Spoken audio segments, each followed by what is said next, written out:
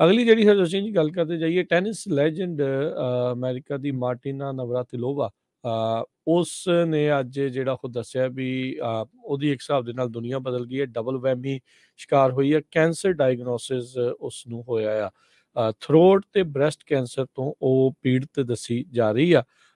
ਕਹਿੰਦੀ ਨਵਰਾਤਿਲੋਵਾ ਉਹ ਜਿਹੜੀ ਇੱਕ ਸਪੋਰਟਸ ਪਰਸਨ ਹੈਗੀ ਆ ਤੇ ਕਹਿੰਦੀ ਵੀ ਸੀਰੀਅਸ ਹੈਗਾ ਮਾਮਲਾ ਪਰ ਫਿਕਸੇਬਲ ਆ ਤੇ ਉਮੀਦ ਕਰਦੀ ਹਾਂ ਮੈਂ ਵੀ ਇਹ ਠੀਕ ਹੋ ਜਾਊਗਾ ਤੇ ਜਿਹੜੀ ਕੀਮੋ ਜਾਂ ਹੋਰ ਜਿਹੜੇ ਵੀ ਇਲਾਜ ਇਸ ਤੇ ਹੋਣਗੇ ਉਸ ਦਾ ਫੇਵਰੇਬਲ ਆਊਟਕਮ ਜਿਹੜਾ ਹੋਊਗਾ।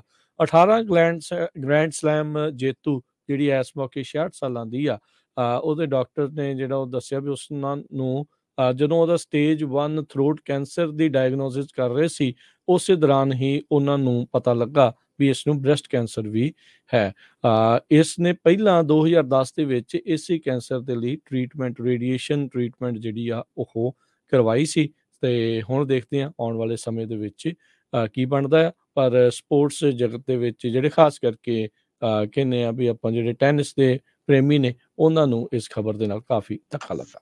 ਅਗਲੀ ਜਿਹੜੀ ਹੈ ਅਸੀਂ ਜੀ ਗੱਲ ਕਰਦੇ ਜਾਈਏ ਟੈਨਿਸ ਲੈਜੈਂਡ ਅਮਰੀਕਾ ਦੀ ਮਾਰਟੀਨਾ ਨਵਰਾਤਿਲੋਵਾ ਉਸ ਨੇ ਅੱਜ ਜਿਹੜਾ ਉਹ ਦੱਸਿਆ ਵੀ ਉਹਦੀ ਇੱਕ ਹਿਸਾਬ ਦੇ ਨਾਲ ਦੁਨੀਆ ਬਦਲ ਗਈ ਹੈ। ਡਬਲ ਵੈਮੀ ਸ਼ਿਕਾਰ ਹੋਈ ਹੈ। ਕੈਂਸਰ ਡਾਇਗਨੋਸਿਸ ਉਸ ਨੂੰ ਹੋਇਆ ਆ। ਥਰੋਟ ਤੇ ਬ੍ਰੈਸਟ ਕੈਂਸਰ ਤੋਂ ਉਹ ਪੀੜਤ ਦੱਸੀ ਜਾ ਰਹੀ ਆ।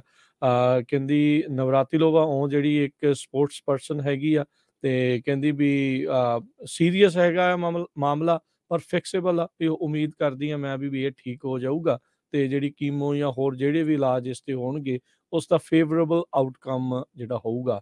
18 ਗ੍ਰੈਂਡ ਸਲੈਮ ਜੇਤੂ ਜਿਹੜੀ ਇਸ ਮੌਕੇ 66 ਸਾਲਾਂ ਦੀ ਆ। ਉਹਦੇ ਡਾਕਟਰ ਨੇ ਜਿਹੜਾ ਉਹ ਦੱਸਿਆ ਵੀ ਉਸ ਨੂੰ ਜਦੋਂ ਉਹਦਾ ਸਟੇਜ 1 ਥਰੋਟ ਕੈਂਸਰ ਦੀ ਡਾਇਗਨੋਸਿਸ ਕਰ ਰਹੇ ਸੀ ਉਸੇ ਦੌਰਾਨ ਹੀ ਉਹਨਾਂ ਨੂੰ ਪਤਾ ਲੱਗਾ ਵੀ ਇਸ ਨੂੰ ਬ੍ਰੈਸਟ ਕੈਂਸਰ ਵੀ ਹੈ। ਇਸ ਨੇ ਪਹਿਲਾਂ 2010 ਦੇ ਵਿੱਚ ਇਸੇ ਕੈਂਸਰ ਦੇ ਲਈ ਰੇਡੀਏਸ਼ਨ ਟ੍ਰੀਟਮੈਂਟ ਜਿਹੜੀ ਆ ਉਹ ਕਰਵਾਈ ਸੀ ਤੇ ਹੁਣ ਦੇਖਦੇ ਹਾਂ ਆਉਣ ਵਾਲੇ ਸਮੇਂ ਦੇ ਵਿੱਚ ਕੀ ਬਣਦਾ ਆ। ਪਰ ਸਪੋਰਟਸ ਜਗਤ ਦੇ ਵਿੱਚ ਜਿਹੜੇ ਖਾਸ ਕਰਕੇ ਕਹਿੰਦੇ ਆ ਵੀ ਆਪਾਂ ਜਿਹੜੇ ਟੈਨਿਸ ਦੇ ਪ੍ਰੇਮੀ ਨੇ ਉਹਨਾਂ ਨੂੰ ਇਸ ਖਬਰ ਦੇ ਨਾਲ ਕਾਫੀ ਧੱਕਾ ਲੱਗਾ। ਅਗਲੀ ਜਿਹੜੀ ਹੈ ਅਸੀਂ ਜੀ ਗੱਲ ਕਰਦੇ ਜਾਈਏ ਟੈਨਿਸ ਲੈਜੈਂਡ ਅਮਰੀਕਾ ਦੀ ਮਾਰਟੀਨਾ ਨਵਰਾਤਿਲੋਵਾ ਉਸ ਨੇ ਅੱਜ ਜਿਹੜਾ ਉਹ ਦੱਸਿਆ ਵੀ ਉਹਦੀ ਇੱਕ ਹਿਸਾਬ ਦੇ ਨਾਲ ਦੁਨੀਆ ਬਦਲ ਗਈ ਹੈ। ਡਬਲ ਵੈਮੀ ਸ਼ਿਕਾਰ ਹੋਈ ਹੈ। ਕੈਂਸਰ ਡਾਇਗਨੋਸਿਸ ਉਸ ਨੂੰ ਹੋਇਆ ਆ। ਥਰੋਟ ਤੇ ਬ੍ਰੈਸਟ ਕੈਂਸਰ ਤੋਂ ਉਹ ਪੀੜਤ ਦੱਸੀ ਜਾ ਰਹੀ ਆ। ਕਹਿੰਦੀ ਨਵਰਾਤਿਲੋਵਾ ਉਹ ਜਿਹੜੀ ਇੱਕ ਸਪੋਰਟਸ ਪਰਸਨ ਹੈਗੀ ਆ ਤੇ ਕਹਿੰਦੀ ਵੀ ਸੀਰੀਅਸ ਹੈਗਾ ਮਾਮਲਾ ਪਰ ਫਿਕਸੇਬਲ ਆ ਤੇ ਉਮੀਦ ਕਰਦੀ ਹਾਂ ਮੈਂ ਵੀ ਇਹ ਠੀਕ ਹੋ ਜਾਊਗਾ ਤੇ ਜਿਹੜੀ ਕੀਮੋ ਜਾਂ ਹੋਰ ਜਿਹੜੇ ਵੀ ਇਲਾਜ ਇਸ ਤੇ ਹੋਣਗੇ ਉਸ ਦਾ ਫੇਵਰੇਬਲ ਆਊਟਕਮ ਜਿਹੜਾ ਹੋਊਗਾ। 18 ਗ੍ਰੈਂਡ ਸਲੈਮ ਜੇਤੂ ਜਿਹੜੀ ਇਸ ਮੌਕੇ 66 ਸਾਲਾਂ ਦੀ ਆ।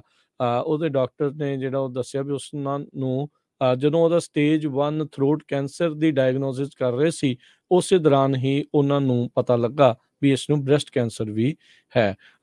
ਇਸ ਨੇ ਪਹਿਲਾਂ 2010 ਦੇ ਵਿੱਚ ਇਸੇ ਕੈਂਸਰ ਦੇ ਲਈ ਰੇਡੀਏਸ਼ਨ ਟ੍ਰੀਟਮੈਂਟ ਜਿਹੜੀ ਆ ਉਹ ਕਰਵਾਈ ਸੀ ਤੇ ਹੁਣ ਦੇਖਦੇ ਹਾਂ ਆਉਣ ਵਾਲੇ ਸਮੇਂ ਦੇ ਵਿੱਚ ਕੀ ਬਣਦਾ ਆ। ਪਰ ਸਪੋਰਟਸ ਜਗਤ ਦੇ ਵਿੱਚ ਜਿਹੜੇ ਖਾਸ ਕਰਕੇ ਕਹਿੰਦੇ ਆ ਵੀ ਆਪਾਂ ਜਿਹੜੇ ਟੈਨਿਸ ਦੇ ਪ੍ਰੇਮੀ ਨੇ ਉਹਨਾਂ ਨੂੰ ਇਸ ਖਬਰ ਦੇ ਨਾਲ ਕਾਫੀ ਧੱਕਾ ਲੱਗਾ।